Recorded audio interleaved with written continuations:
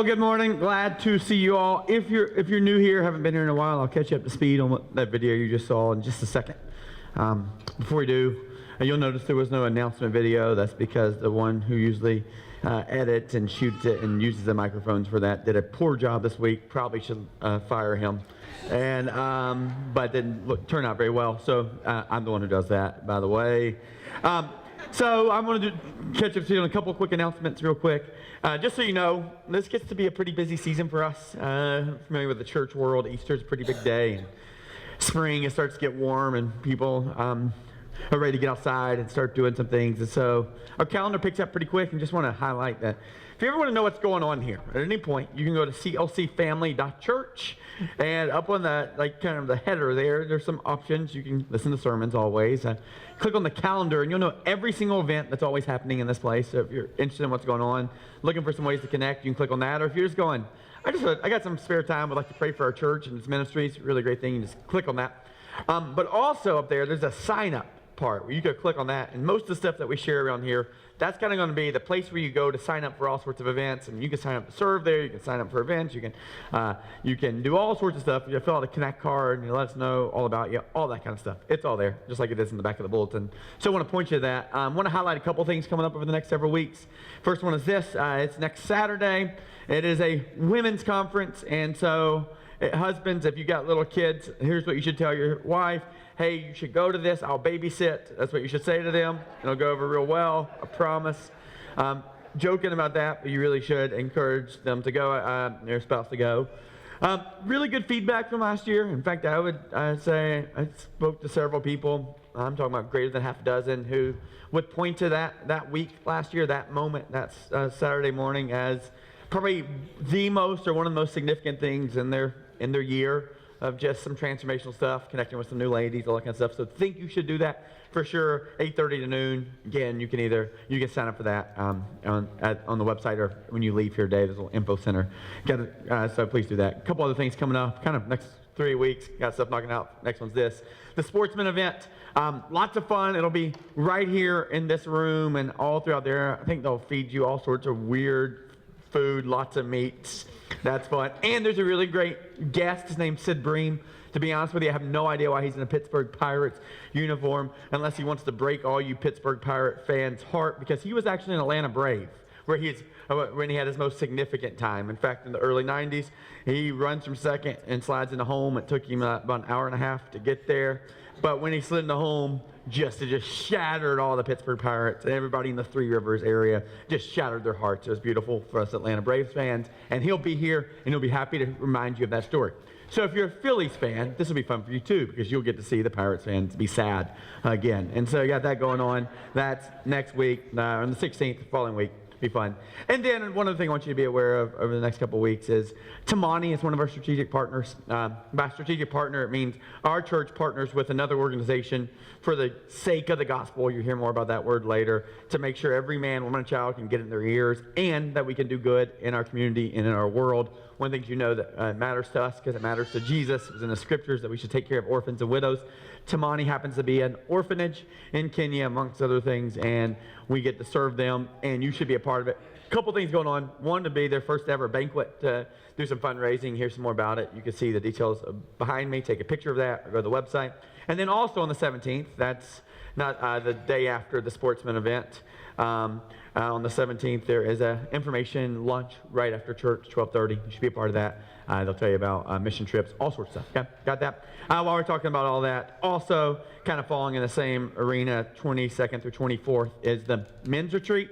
So you're going, hey, women, I hear you got a conference. What about us men? 22nd through 24th, there's a pretty exciting off-campus event, overnight event for men. You should be a part of it. Again, website, info center, bulletin, got all that. Great. Really glad that you hung in there with me. Now, we are in kind of the tail end of a series now. And by series, what I mean is just takes us more than 1 week to cover the material.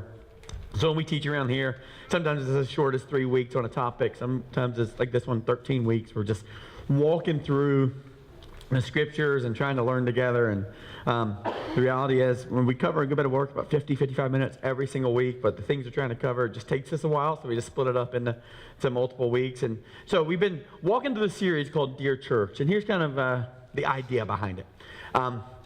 We are a church, right? You got it on the sign, you got the steeple, we got the pews, we got everything in there. And if we're going to be a church in 2019, we probably should make sure we are doing what the church should do. And the further something gets from its inception, from its genesis, the more likely it is to get off track. And so the church was started nearly 2,000 years ago, and so it's just been walking through this plan, and it's just really easy for any organization to lose sight of its mission, its vision, its values, all those kind of things. So we're just kind of walking through the scriptures, trying to figure out what exactly does the church, what does God want this church to be? There are a couple hints in scriptures. One is Jesus himself, who is the founder, the starter, and the sustainer, and the guide for the church. He put it all together. You'll hear more about that in just a second. And one of the things that he says, that he showed up on this planet, he was God, stepped on this planet, and he said that the Son of Man, he's referring to himself, that's where he refers to himself as Son of God when he's talking about his deity, when he's God. He refers to himself as the Son of Man when he's talking about him in the human form, right? The Son of Man came to seek and save that which was lost, meaning part of Jesus' agenda, his church's agenda, is to help lost people be found. Now that sounds a little offensive, like we shouldn't call people lost. But when we talk about lost things, we're talking about valuable things. You don't refer to losing your trash, right? Your trash just disappeared. If it blew in the wind, right? You got them this week, blew in the wind. You didn't go tracing down the trash, right? You didn't. Now, if important things like the title to your car, it blows out in the wind, you're chasing after it, right? Your birth certificate, your wedding ring, whatever that is, like things that matter to you. I don't know exactly how that would blow in the wind, right? But it's got a big sail on it. Those things, because they matter to you, you just classify them as lost and you go after them. You go to find them, right? And so Jesus declaring that this world is lost and that he came to help it be found, which just means this world's operated with the wrong roadmap and he came to give us the right one. No, not to be a Christian to agree that this world has the wrong roadmap. No, maybe not your world. Maybe you do your world right. Even you probably would disagree with that and go, no, it's not that good either.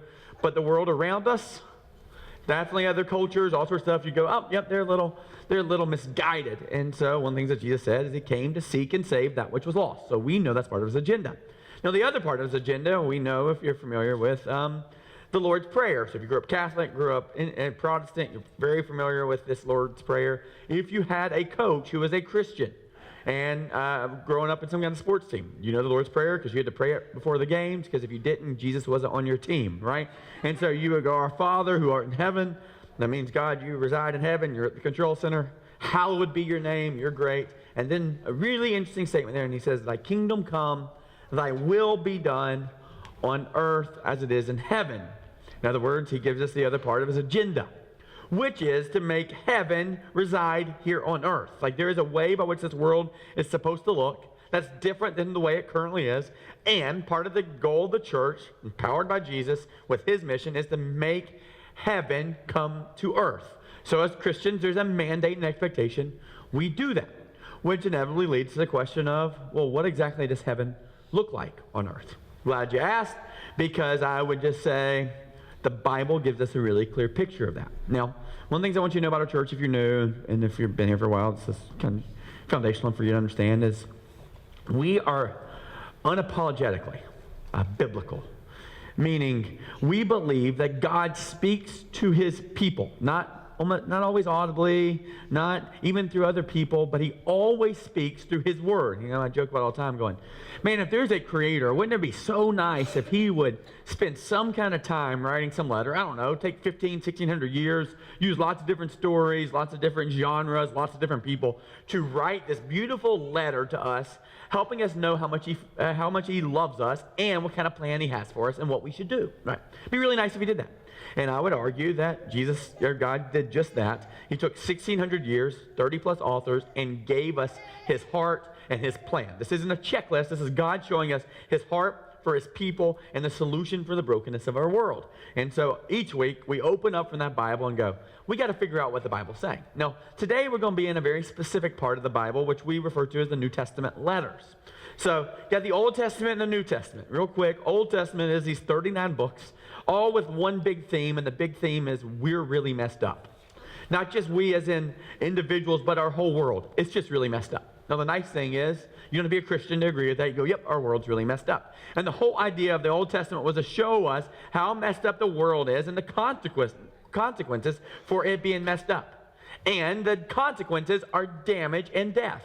Now, that's just, you look around our world and you go, I see the consequences of damage and death. You look at everything about our world, both the people in it and the creation itself, and you go, there's something off on this. The whole Old Testament declares what's off, and we are broken. And the big kind of idea of the Old Testament is we are beyond repair on our own.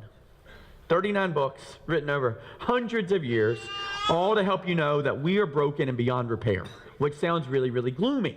And you even see the evidence of that gloom. Lots of death, lots of war, lots of battles, lots of really mistreatment of people.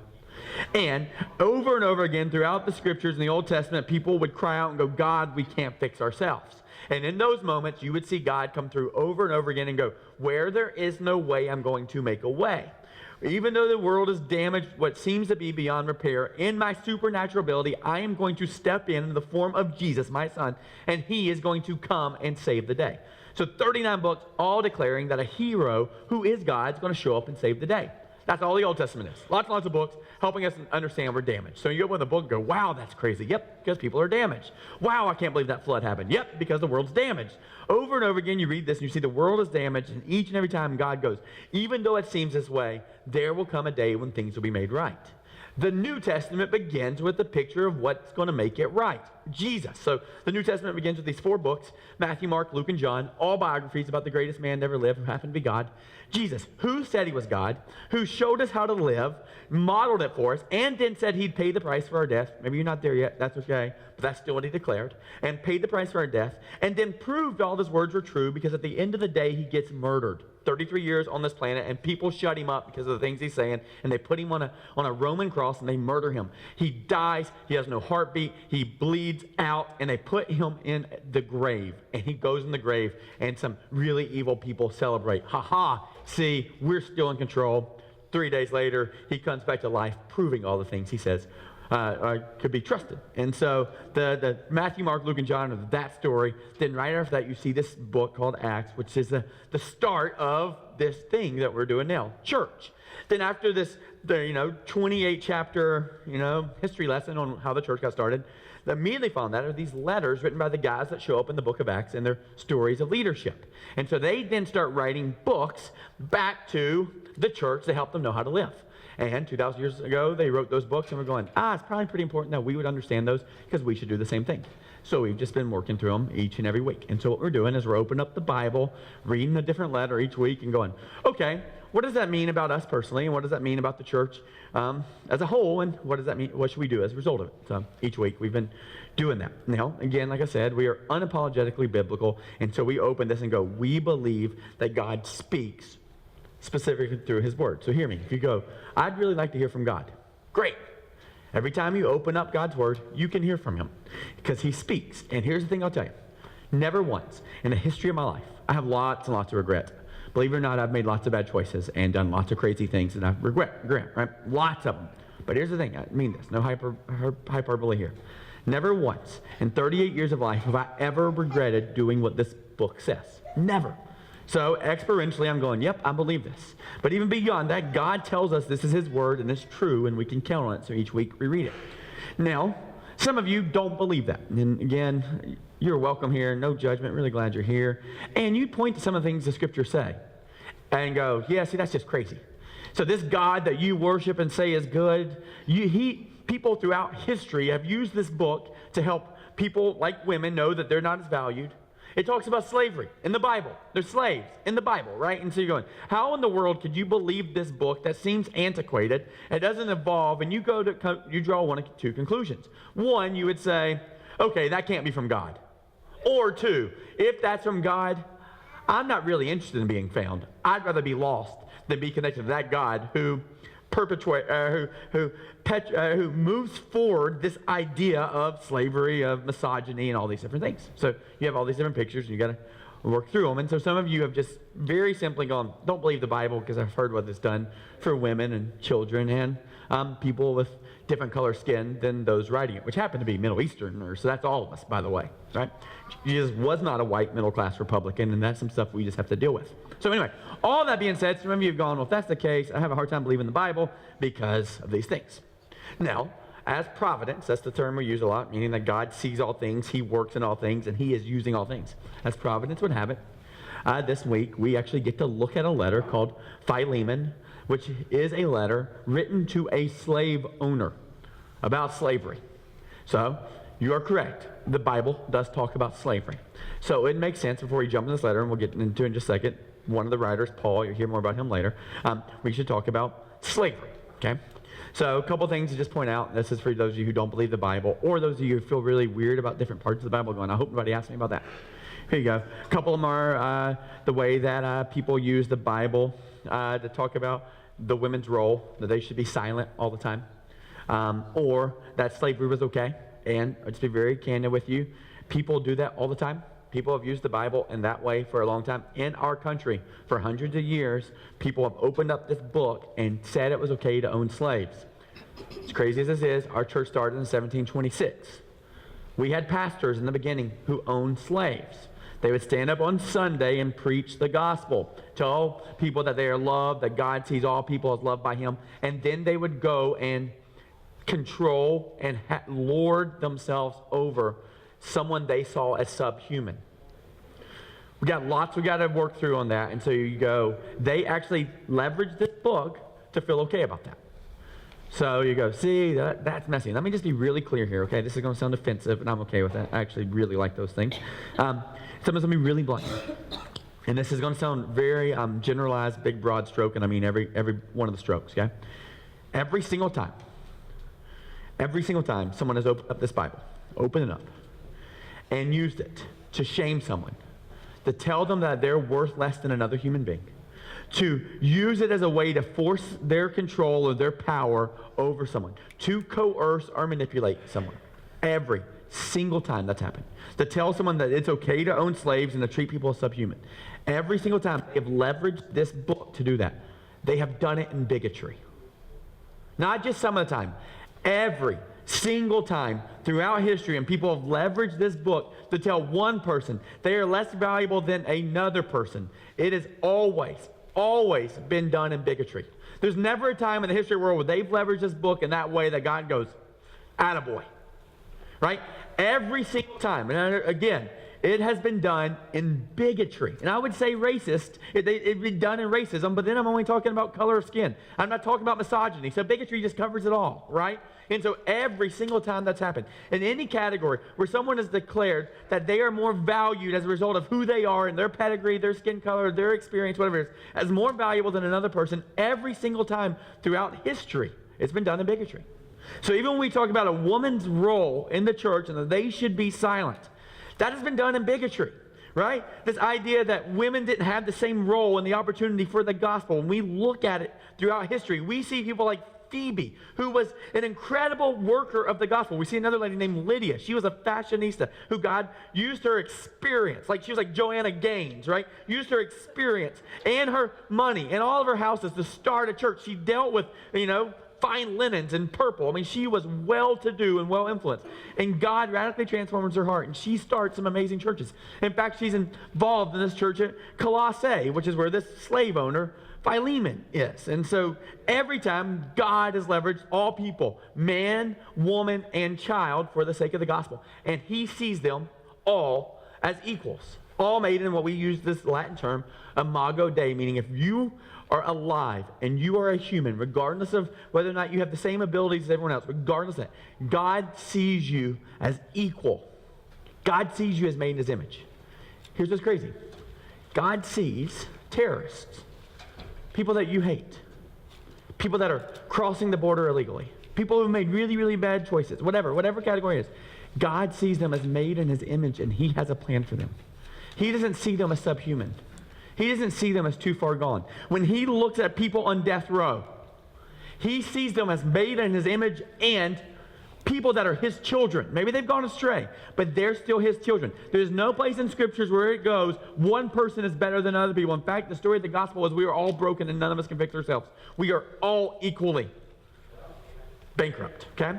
And so every time the scriptures, it doesn't do those things. Now, what gets more complicated then, well, what about slavery then? Because we know it talks about slaves. In fact, Paul in Colossians, to the church at Colossae, says that slaves should obey their masters. Right? So we've used that. Hey, slaves, obey your masters. You're familiar with it, or at least you have heard some of the whispers about it. That's in the scriptures. It talks about slaves and masters. Well, one thing you got to understand, it's going to take a little while to get through this. I think it's important for you to understand, Christian or non-Christian. First century slavery, Greco-Roman slavery, is distinctly different than what we see in terms of slavery in America. One, it's not based on color of skin at all. In fact, and it happened some, but very little what had to do with some human being going and being kidnapped by another human being, brought into an environment where they were controlled and ran over. In fact, you'll see some passages like borrower, slave to the lender. That is not just like a cute analogy. That is reality. And when you looked at first century slavery, in fact, what you would see in the Greco-Roman Empire is 1 in 3 people were a slave. So if there's 240 people in this room, that means 80 of the people in this room would classify themselves as slaves. So it was a very common thing in first century to be a slave. Not because of their color of skin. Most of it, predominantly, it had to do with debt. Had to do with debt. So here you go. How many of you can raise your hand to this, how many of you have a mortgage? Okay. In Greco-Roman time, you would be considered a slave. Now, you would have signed up for it, and it would have been okay. No judgment. I'm not judging you for it. I have a mortgage, more than I'd like on it. Yeah. But I am a slave, right? I have a duty and a responsibility to pay a bank. Mine happens to be Wells Fargo, right? They opened my account appropriately. I gave them permission to, right? And so I am a slave to the bank. Now, in first century, guess what there's not? There's not foreclosure. Maybe there's a little bit. There's definitely not bankruptcy. No bankruptcy. So you don't rack up a bunch of debt on your credit cards and then just default on them and then settle it out of court, right? I mean, there are your file bankruptcy, chapter 7, chapter 11, chapter 13, whatever number. There are none of those numbers. You know what happened? These people who leverage their future for their present, that's what debt is.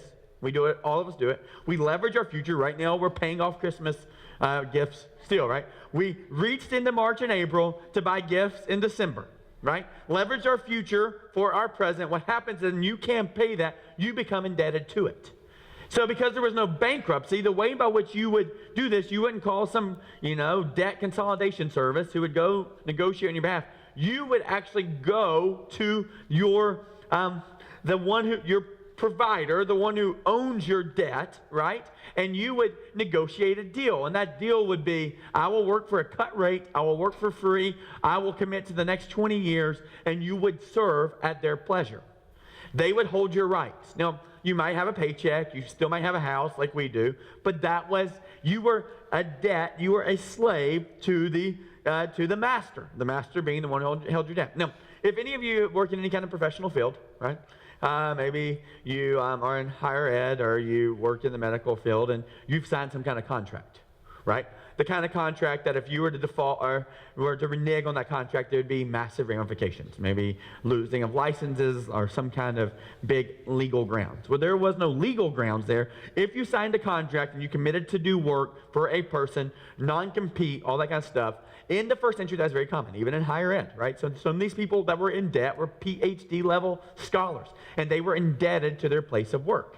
So in first century, someone that was considered a slave would have been someone who was contracted to do a set of work for a person. They could not walk away from it. Now, those are a couple of types of slavery that you see in Scripture. So when Paul says, hey, slaves,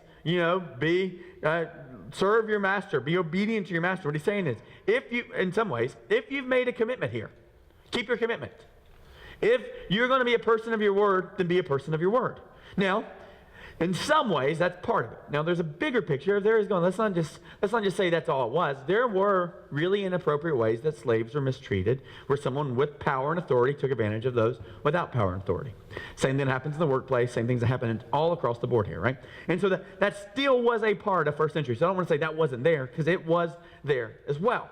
So when Paul is talking about this, he's talking about the response of the gospel to us and how we should respond to all people.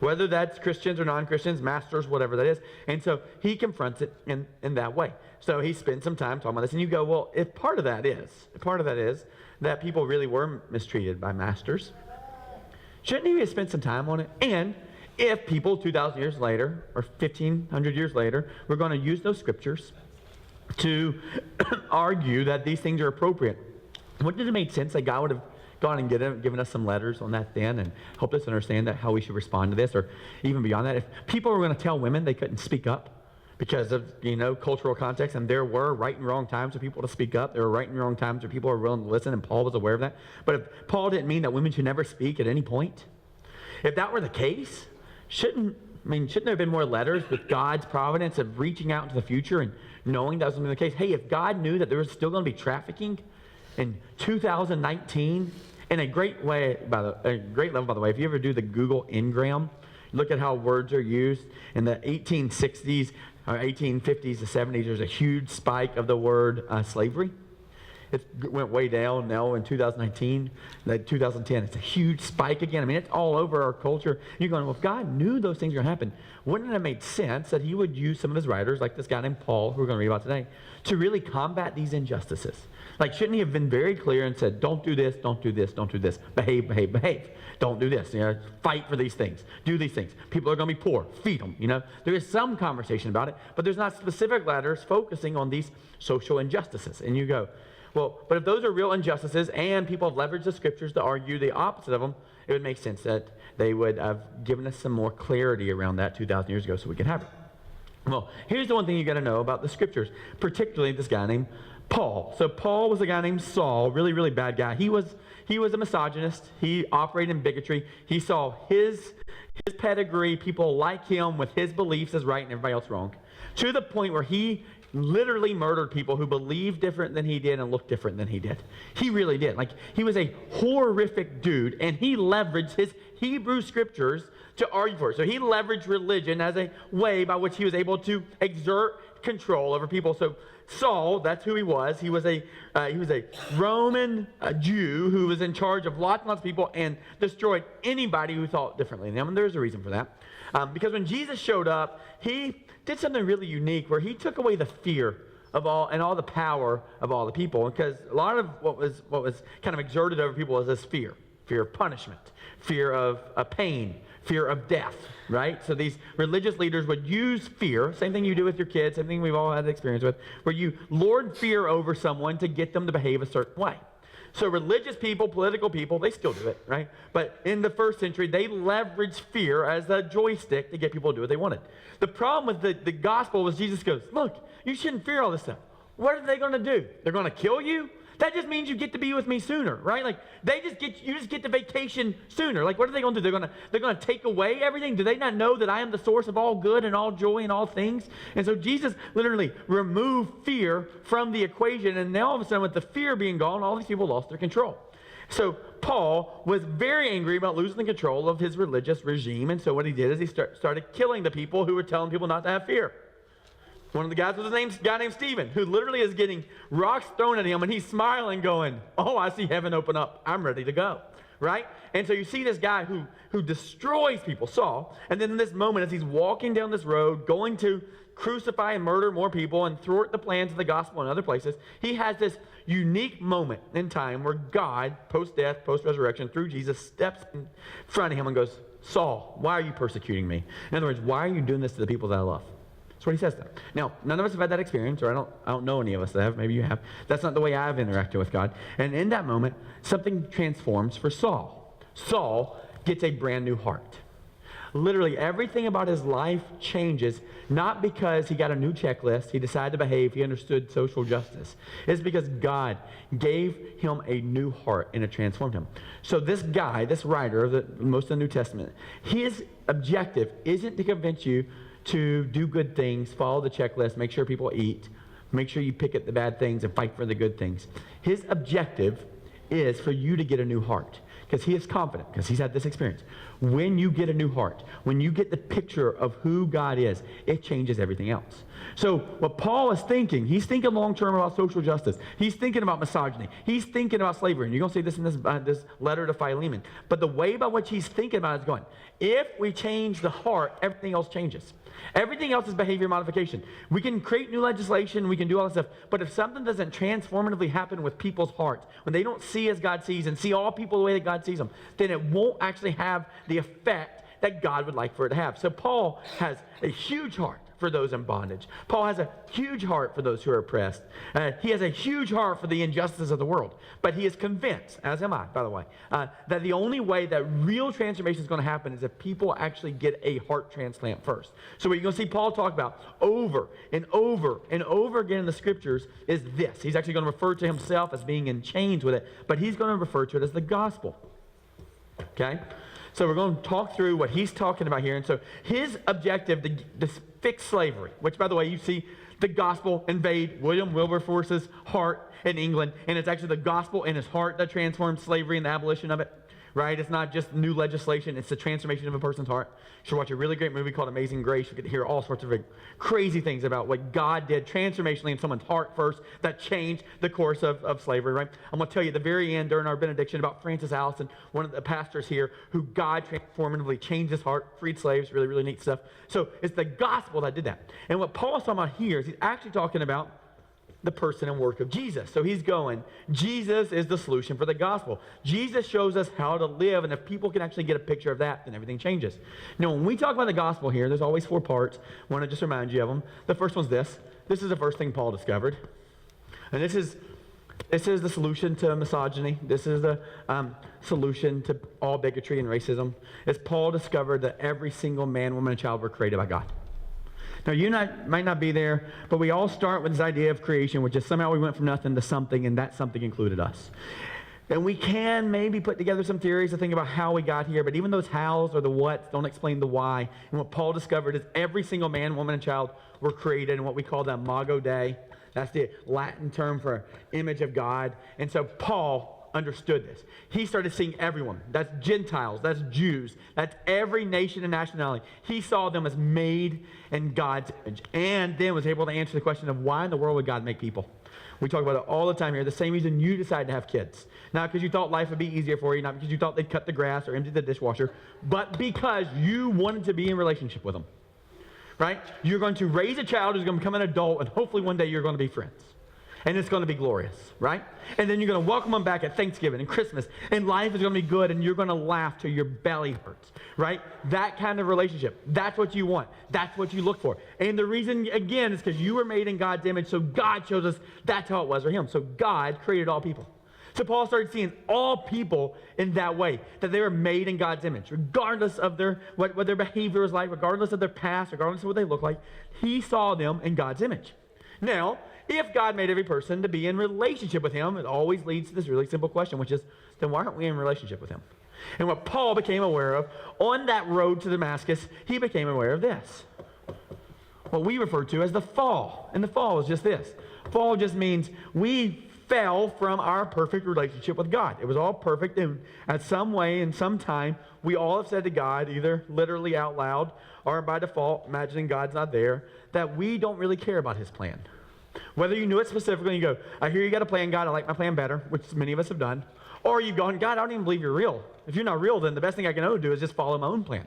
The way that the Bible refers to that, the way that Paul experiences it, is that's called sin. Now, sin disconnects us from God. Now, why does it disconnect us from God? Because we chose to. We go, we're not interested in you, God. We want nothing to do with you, God. We want our own way, God. And there became a big chasm between us and God. Now, Paul, in the middle of that moment when he's hearing Jesus say, why are you persecuting me? He is discovering that he is not righteous and holy and perfect, and he actually is a bigot, and he has seen the world wrong. And in that moment, he realized that he chose his own plan over God's. Which leads to, well, if that's the case, that's the whole Old Testament, that's what we discover. Is there a solution for it? And there is. When the Bible tells us what Paul goes over and over again, you can read his letter to the Romans, explains all this beautifully, is this third part of the gospel, which we call redemption. You know it in every movie where there's an apology, people get back together, the hero jumps in, right? Redemption is just a part of every story. And redemption literally means to purchase back, to buy.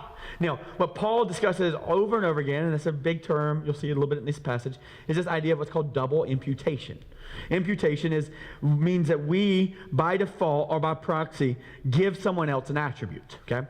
So for Jesus, what happens is he steps in and goes, as my child, I am going to give them right standing with God, okay?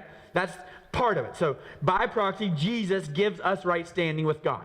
And there is an exchange. So we give God something, God gives us something, right? So we give Jesus something, Jesus gives us something. What Jesus gives us is right standing with God. You know what you give Jesus? All your fallenness, all your sin. So it's so crazy. So Jesus goes, here, you take all my righteousness, and you go, oh, here, you take all my junk. And then Jesus receives all that junk. As he receives all that junk, there's consequences for that junk. You know what his consequences are? He gets murdered for it. So the idea of redemption means something is purchased, and when you purchase something, you purchase it at a cost. The cost is actually Jesus' death on a cross. And so Paul is going to talk about this over and over and go, look, I didn't believe it either, but then I came face to face with him. And so Paul will go, Jesus died for us. And then he does something really spectacular. He then invites us back into relationship with him, which means we get to be partners. You can't read that word, I understand that, but it's the word restoration. It literally means Jesus invites us back to be partners with him. Now here's what's really neat. When we get into restoration, this leads us to go, okay, well, what do we do here? Does that mean, give us a checklist. Is that why we pick up trash on the ground? Is that why we fight for slavery? Is that why we make sure every man, woman, child see themselves as equal and valued in God's eyes? Is that why we feed people? Well, sort of. That's a byproduct of it. But what we're seeing here is when we get in restoration, what you're going to see Paul argue and show us in this book is that we actually just start doing the same things Jesus did, which means we love all people, which means we pay the price for other people's sins, which means we offer forgiveness and right standing for other people even though they don't deserve it. And as a byproduct of that, poverty does go away. Orphans do go away. People are in right standing, and here's the beautiful part about this. When that happens, what really is happening is now we're participating in the way we were initially created, which was for creation. Which, by the way, you all really like this word, and you vacation for it, which is just the word recreation. So every time we go and enjoy our world and celebrate our world and take margin in our world and participate in recreation, we are now doing what God originally created us to do, which is to participate in making this world what he always intended. So Paul is going to argue, look, slavery is going to get resolved right here as a result of what happens here. All the social injustices are going to happen here. Poverty goes away here. Orphans goes away here. But it's only going to go away when people understand what's been paid for them and they're invited into this. So Paul is trying to fix all the problems in the whole world. But he is convinced that the only way those problems get fixed are by the gospel. So he is letter after letter trying to help people understand that something has to transform in hearts. And there is a perfect case study of this through this guy named Philemon and another guy named Onesimus. And this is one of the shortest books of the Bible. It's 25 verses. It's the book of Philemon. And we're going to cover, 90% of it in the next 19 minutes. You ready? So, Philemon, chapter 1, verse 1, we're about to read, but let me catch you up on what's been going on with Paul. So Paul, understanding the gospel of all things, keeps telling people about this gospel, which keeps eliminating people's fear, and then all these other people get really mad, and so they actually try to shut Paul up, and the way they do that is by punishing him and putting him in prison. So when we find Paul this time, he is in Rome, in a prison, and he's writing letters, and he's going to interact with two people. One of them is a guy named Onesimus. Onesimus means useful. That's his name in the term. And in these moments, Onesimus hasn't been useful. He's been non-useful because he was a slave who mistreated his slave owner, his master, whose name was Philemon. So if you move 1,500 miles away in a town called Colossae, you'll find Philemon. He is wealthy. Life was good for him. He had people that owed him debt. Right? Owed him payment. One of them was this guy named Onesimus, and we know nothing that happened. We don't know what he did. We just know Onesimus knew that he was special, like Paul knew he was special, and didn't think he was entitled to a better life than he had with Philemon, and so he leaves. Now, when he leaves, he takes stuff with him. which seems wrong, right? But you do it at your work. You decide how much you're worth. And then when the amount of pay is a little different from that, you don't feel bad getting an extra drink, adding a couple extra, office supplies in your pocket. You don't mind printing your taxes at work and bringing them home, right? Just all these things. So Onesimus, in this moment, he takes stuff with him and he flees.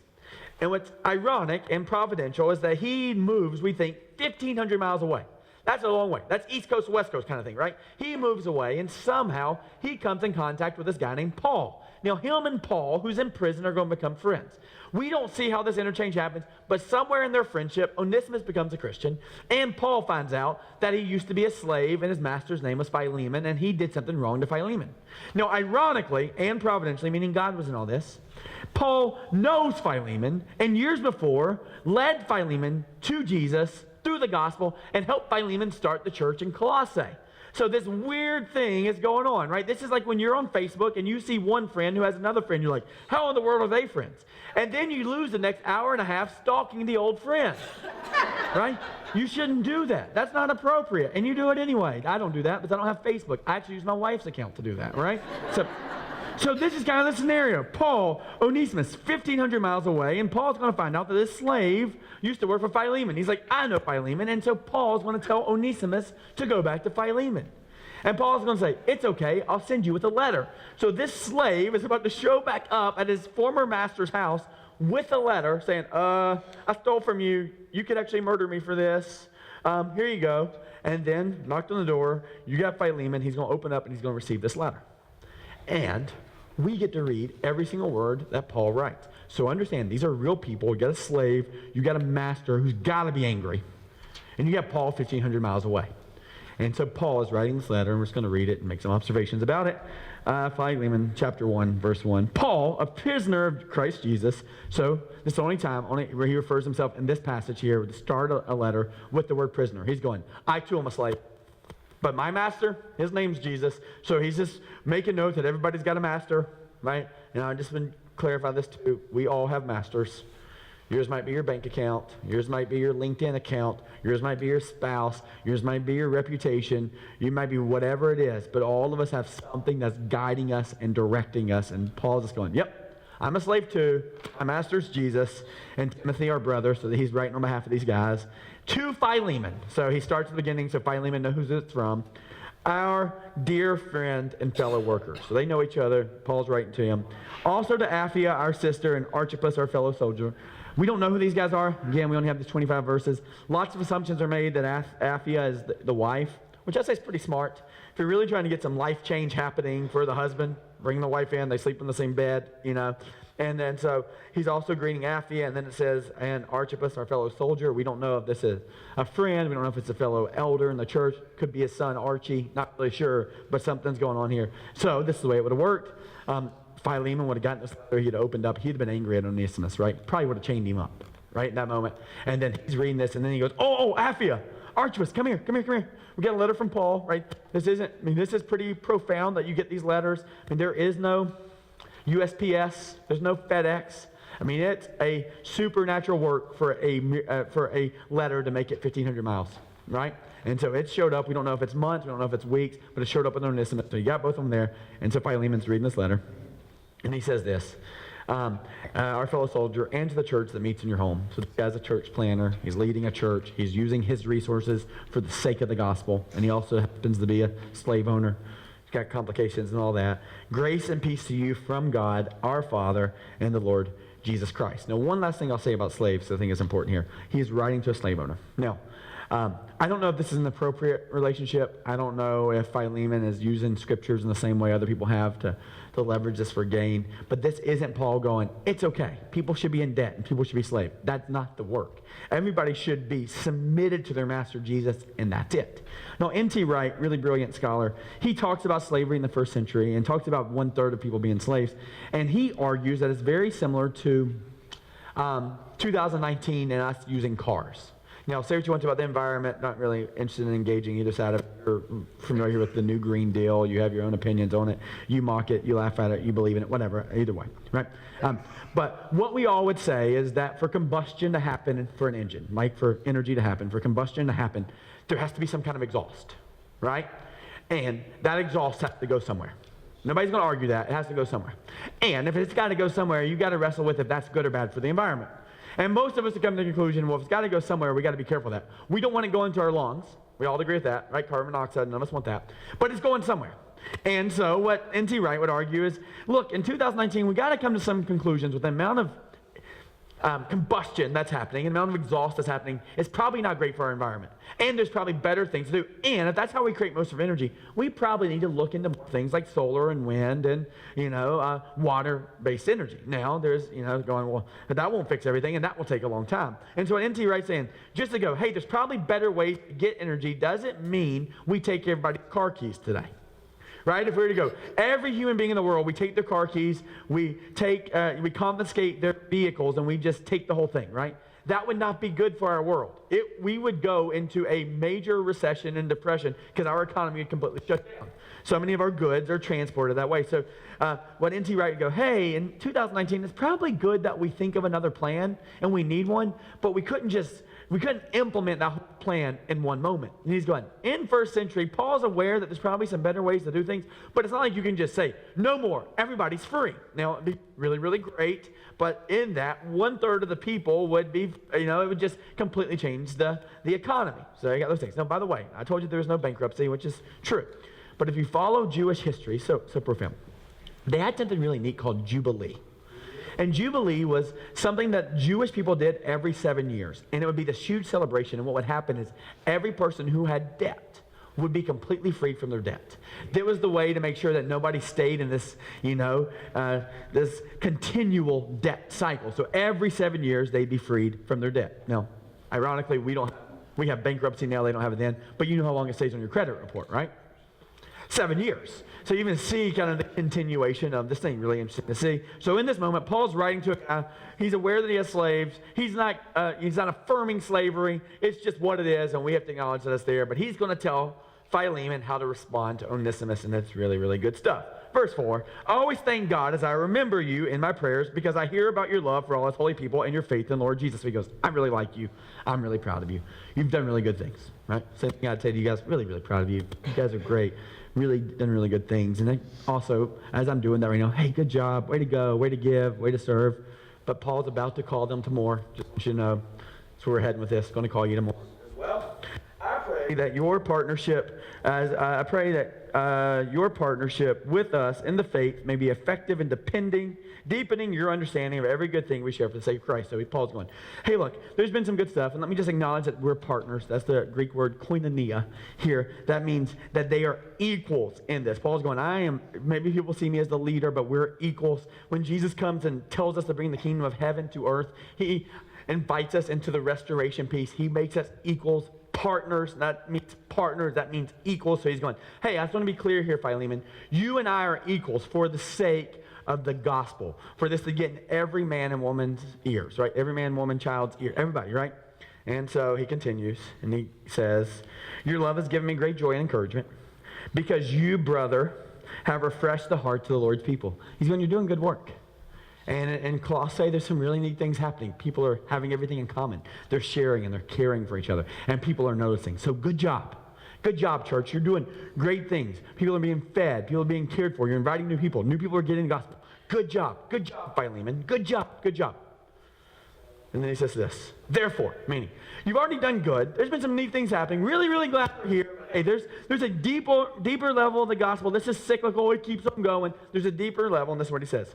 Although, in Christ, I can be bold and order you to do what you ought to do. He's going, hey, I can actually tell you I can be very clear here and give you an ultimatum, which reality is, people use the scriptures all the time to try to beat it over someone's head and force someone to do something, right? But it's like that Aesop fable. You got the wind and the sun, and the wind tries to blow and blow and blow and get the coat off, and the guy just holds onto it tighter. Paul's aware, and he's going, or I can just give you a really good environment and hope something changes for you. So he's going, I'm not going to force you in this. There's no manipulation or coercion.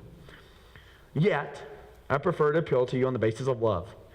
It is as none other than Paul, an old man and now also a prisoner of Christ Jesus, that I appeal to you for my son Onesimus, who became my son while I was in chains. So he's going, I am in chains. I'm in prison, and Onesimus shows up here.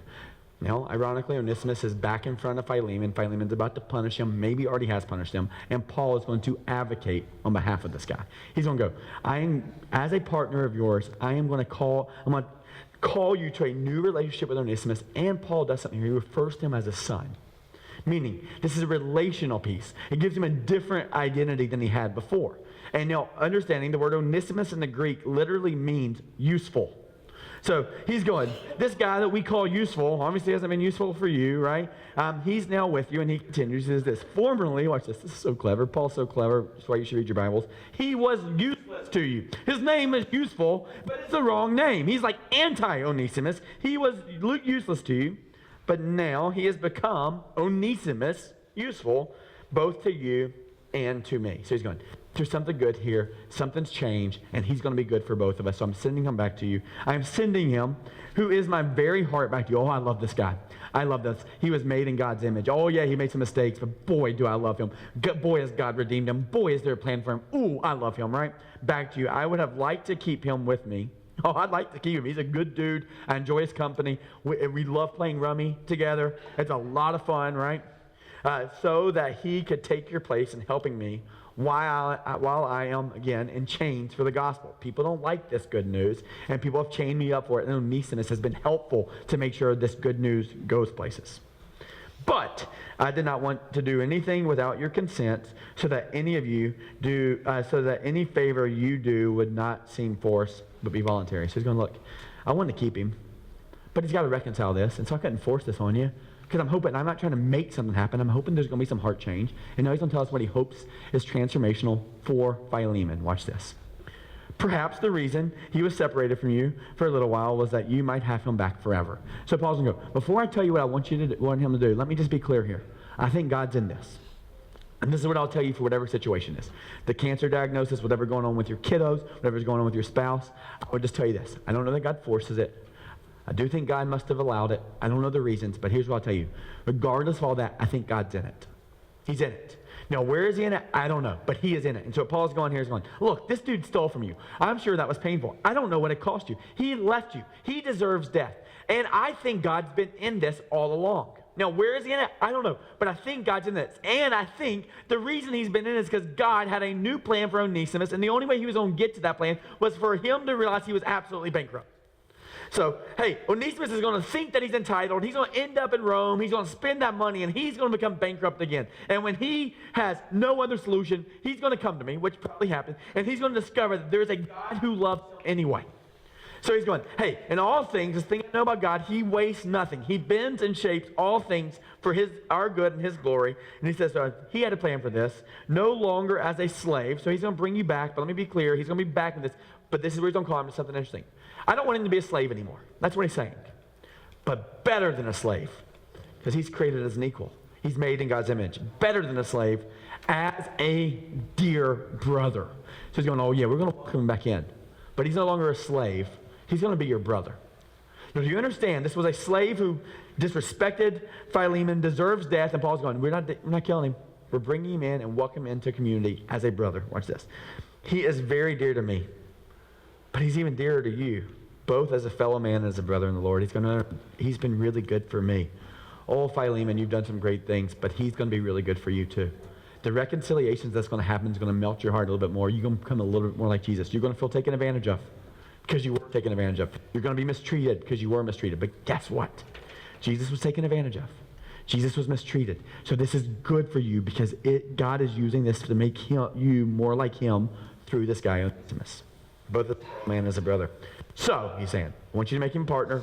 So I want you to make him brother. So if you consider me a partner, we're equals here. I would like for you to welcome him as you welcome me. So this is pretty interesting. This is the first part of the double imputation. Remember that term? This is where Paul goes, hey, you know how you see me. You know how you value me. You know where you put me on the list. You put him on the same category. This is where Jesus goes, hey, God, he's our child, and I am your child, and therefore we are equals. He's my brother and sister in Christ. What I did makes him an equal. So God, would you see him as you see me? Paul's going, hey, would you see this former slave as you see me? So he literally stands up and says, see him as you see me. And he continues, and he says, this is how you can do it. If he's done anything wrong or owes you anything, charge it to me.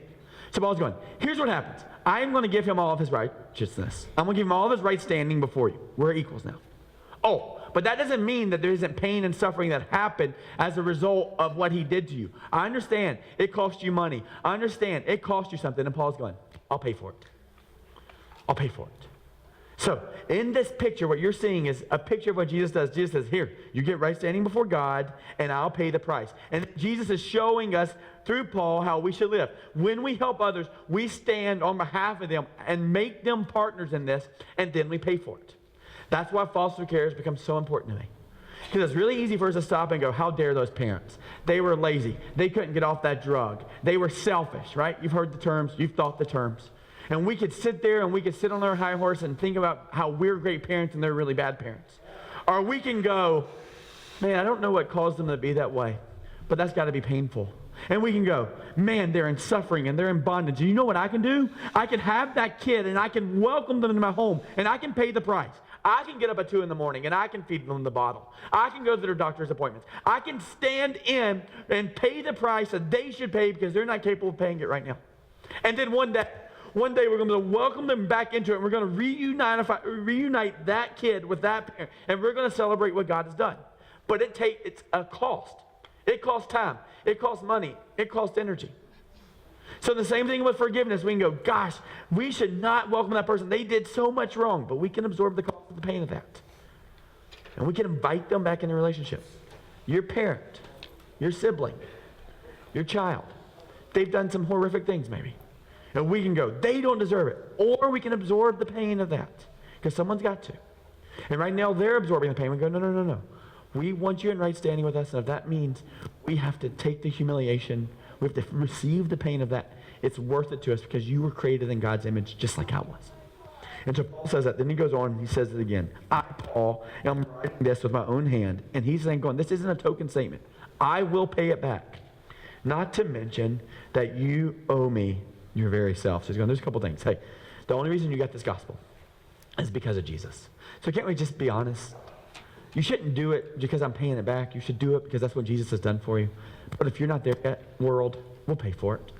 That's why when I think about this, and I think about foster care, and I think about, hey, there are tons of people here who don't have food, and we can go, they should get a job, or we can go, we'll pay the price for that. We'll absorb the cost. We'll make them meals. Let's build a big kitchen here, which is on the way, so that we can feed thousands of people every month and not judge them for whatever's going on. We can go, I don't know how you got in poverty. I don't know if it's your own choice or someone else's, but we can absorb the cost of that. We can go, yeah, there's a lot of work that's got to be done with your wrong thinking, and there's got to be some counseling. We can go, tough, you should get a job, and go, oh, we'll pay for that. We'll create a counseling center that covers the cost of that so you and your family can get health and rehabilitation. We can do that thing. By the way, quick commercial. Don't have time for it. I'm share it with you anyway. We're still aiming and charging straight ahead, trying to get this New London Counseling Center. You can check it out, newlondoncounselingcenter.com, up and running by April 1st. And there's some hang-ups as it comes to renovations. Just takes a while. And so we've been working pretty hard, got some good things lined up, and decided to go ahead and, we were working on the bottom floor, decided to go and jump in and do some renovations on the top floor. So over the last weekend, we had some people there ripping out walls, getting all the messy stuff out, lead, asbestos, whatever. And so we're going to do that again today at 1:30 for about 3 hours. There'll be people over there in the dumpster, and we'll be ripping out some floorboard, the back part, which will be the waiting room. We're going to rip out some floor coverings, and we're going to rip out the carpet upstairs, get it ready for new floors. And we'd invite you to come help us with that. Now, just want to be very clear here. We're absorbing the cost of this, and this is hard work. This isn't time to get a tour and talk and hang out and talk about the good old days. There will be a date for all that. That day is just not today. Love your help. Love for you to show up with some work gloves. But we're going to be working pretty hard from about 1:30 to 4, and it won't be fun, and we won't be chest bumping and making new secret handshakes. We're going to be working, okay? So if you want to do that, you can join me in that. We'll be getting to work. But this is us going, look, we don't know what got you here, but what we do know is we're going to absorb the cost to keep you here. Right? We're going to absorb it because that's what the church does. It steps in. Where there is no way, we make a way. Where there is issues, we step in. We go, a 13-year-old who doesn't have a home could very well be trafficked. And we can either be fearful of what that 13-year-old can bring into our home, or we can go, we'll take the chances because our rainy concern for a future day now, in the future for us, is not near as bad as that rainy concern of their present in their life right now. We're going to step in. Where there is no way, we're going to make a way. We're going to absorb the cost of Paul's going. Look, they're partners, and I am willing to do whatever it takes to make them a partner. You know why? Because Jesus did whatever it took to make me a partner. So what he's saying here is, let me show you how restoration works. We just do the same thing Jesus did. This is all we do. We take our privilege and take our right standing, and we use it to build a bridge for those who don't have privilege and don't have right standing. We lay our lives down so people can trample on our backs to get where they need to go. And when we feel taken advantage of, when we feel unappreciated, then we will understand what it's like to be like Jesus, because that was 33 years of his life. So Paul's going, look, I'll pay the price, because that's what Jesus modeled. And then he continued, this is what he said, I do wish, brother, that I may have some benefit for you in the Lord. Refresh my heart in Christ. Confident of your obedience, I write to you, knowing that you'll do even more than I ask. So look, here's the reality. Philemon, you've had a heart transformation. So I'm not even concerned about telling you this, because we're going to fix this. We're going to fix all slavery. We're going to fix all those issues. We're going to do it all. And the reason we're going to do it all is because God's transformed your heart. And then Paul says something, I love this. And one more thing. And I don't know if this is like him celebrating or him going, hey, there's some inspection in this, Philemon. I'm coming. Because if we're calling you to this, we're going to make sure we do it. Prepare a guest room for me, because I hope to be restored to you in the answer to your prayers. In other words, I can't wait to see this. I can't wait to see you and Onesimus, once a slave, one a slave owner, who are now buddies. And I'm coming to check on it, because that's the picture of the gospel. So for some of us, it's going, I can't wait till next Christmas when you're hanging out with your father that you never thought you'd speak to again. I can't wait till the next time you go to your kid's event and you and your ex can be there because of what the gospel's done in your heart. Like, that's the picture of the gospel. He restores that. That's what Jesus does for us, and that's what he calls us to do for other people. And what's really nice is Jesus is just really, really gracious in this.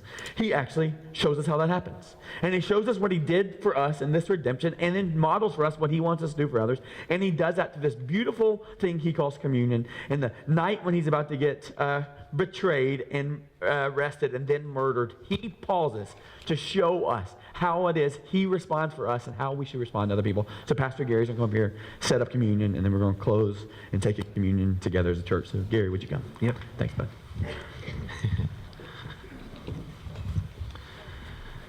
I'd like to invite the ushers and the communion servers to come at this time. And then just a couple logistics.